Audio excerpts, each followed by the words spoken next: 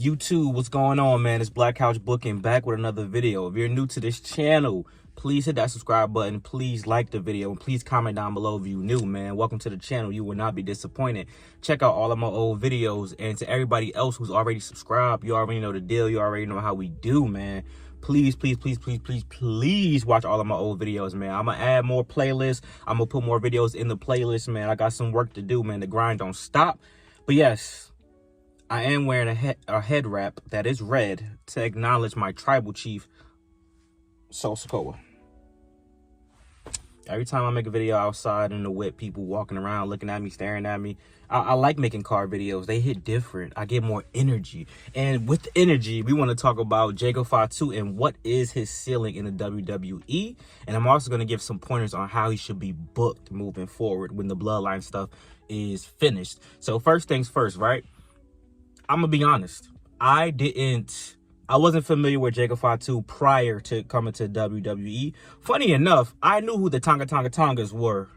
If you don't know who, you know who those guys are. If you're new to this channel, I call them the Tongas. I don't got time to be differentiating between them. They the Tongas on this channel. Because I knew them from, you know, what they did with the Bullet Club stuff and New Japan and all that type, the face paint, and they had long hair. I knew who they were, but when they debuted, I was like, I didn't recognize them at first. But Fatu, I was not familiar with at all. A lot of y'all even was hyping them up to me, telling me, yo, you got to check out Fatu's independent matches, check out his promos. And I'm like, yeah, whatever. Another Samoan. But boy, was I pleasantly surprised when I seen what this guy was doing and how he was doing it. How this guy was talking.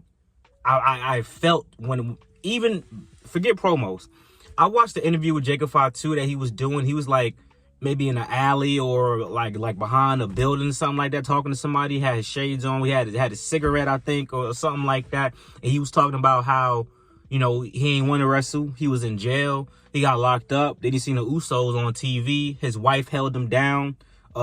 His wife helped get him over to the wrestling school so he could become a wrestler. Like, it was a dope story. But even just how he was talking and telling his story, I'm like, yo, I have a feeling this guy can talk. Then I start watching promos and I'm like, this is what WWE needs. WWE needs a guy with edge. WWE needs a guy who's just a natural talker, who's actually been through stuff in life and isn't you know, a guy who was just an athlete in college and then now we're going to package him as a wrestler because he couldn't become you know, an NFL player or a basketball player, whatever the case may be. No shade against those guys. Obafemi was an athlete in college and he's killing it in NXT. You know, once he comes back, he's going to kill it even more. But Fatu is different, man. Fatu, bro. If y'all have never seen any of his promos and stuff, even not just promo, just coming down the ramp, talking trash to his opponent, I'm going to beat your ass. I'm going to beat your ass. Shut your ass up. I'm like, yo, we need that type of energy in WWE, and I think we're going to get that type of energy with the Netflix thing.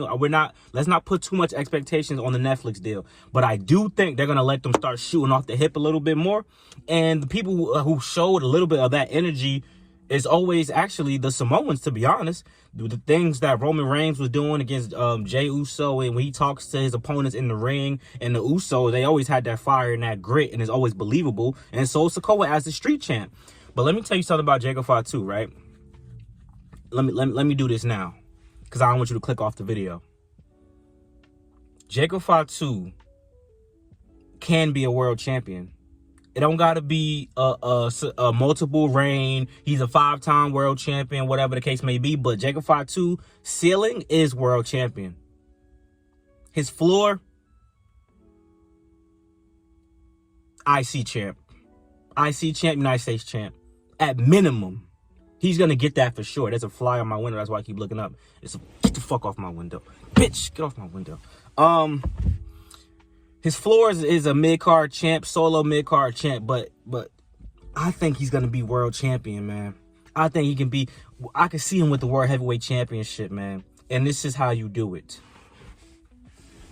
Once the bloodline stuff is done, and this is a whole bunch of what ifs, this has to be perfect this way. Once the bloodline stuff is done and they go,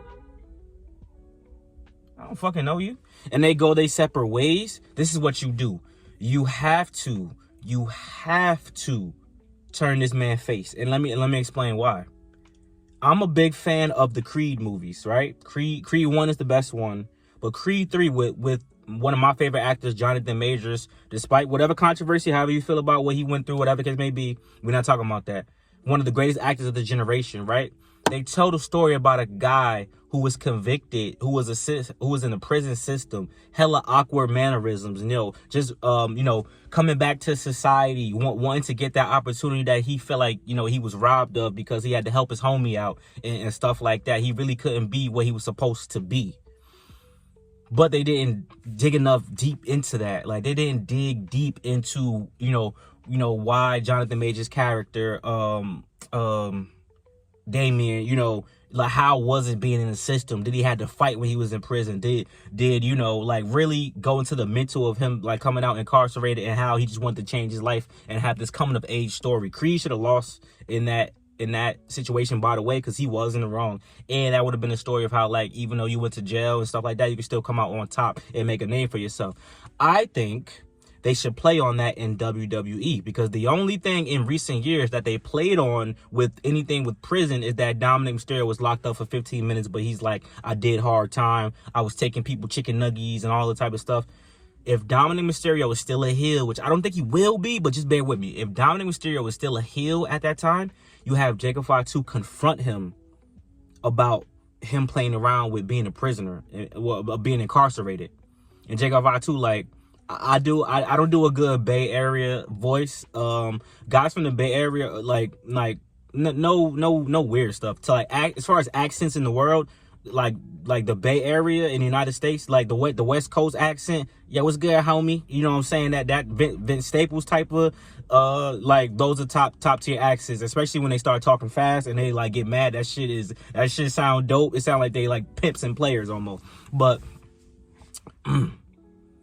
I ain't gonna do it. I ain't even gonna try. But like, let's say Jacob Fatu confront Dominic Mysterio just one day randomly. Jacob Fatu gets drafted to Raw, or Dominic gets sent to Smackdown. Jacob Fatu confronts Dominic. He's like, yo, homie, I don't appreciate all that talk you was doing about you was locked up.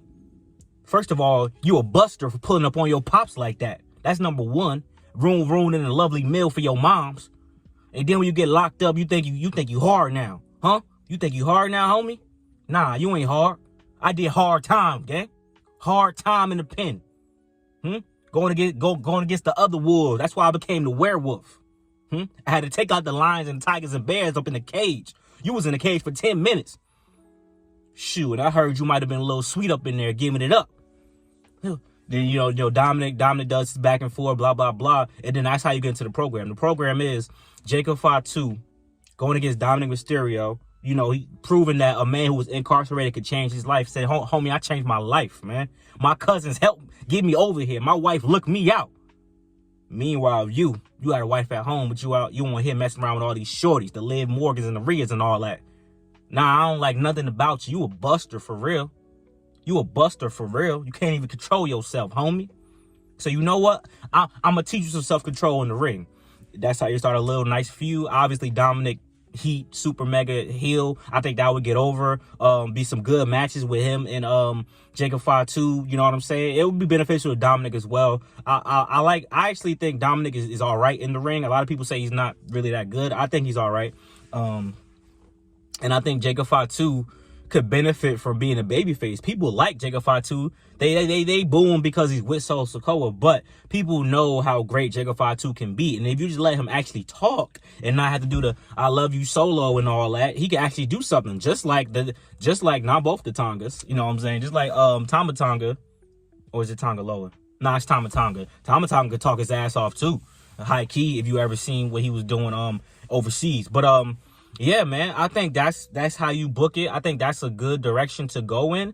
And I think from there, he's going to get over. He's going to beat Dominic Mysterio. And he's going to, have his redemption story. You could throw Booker T up in there to, like, give him some words of wisdom and talk to him about, hey, man, shucky ducky quack quack, whatever. I relate to your situation.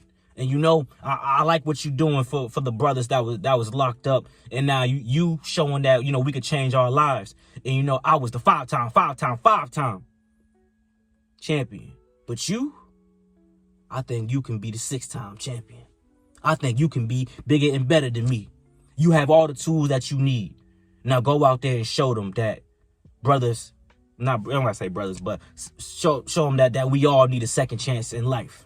Something like that. It'll be a nice, cool redemption story. It'll be a story that could teach kids not to judge people based on their past, that you can be redeemed, that you can overcome obstacles in your life. And if you persevere, you got the right support system around you, that, you know, you could become whatever. And that could lead to his first, you know, solo championship, Intercontinental Championship, United States Championship, whatever the case may be. And then that builds even more momentum into why we should keep a lookout for him to become a world champion later on in life. He should compete in next year's Money in the Bank. He shouldn't win that one because we won't be ready by then, but keep building a high profile. Keep building a profile to make us like, yo, we got to pay attention to Jacob Fatu. Because as of right now, he's basically Sol Sikoa, what Sol Sikoa was to Roman Reigns in the bloodline.